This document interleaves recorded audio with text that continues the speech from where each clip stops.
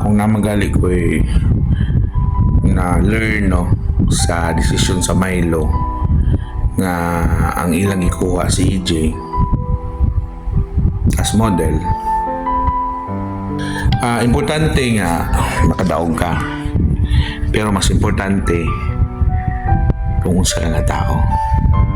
Okay, ang Olympics every 4 years kausara ka na makita mailhan, pero ang pagkatao adlaw-adlaw na nga dapat adlaw-adlaw nimo na siya nga i-maintain, i-practice kung sa kakamayo.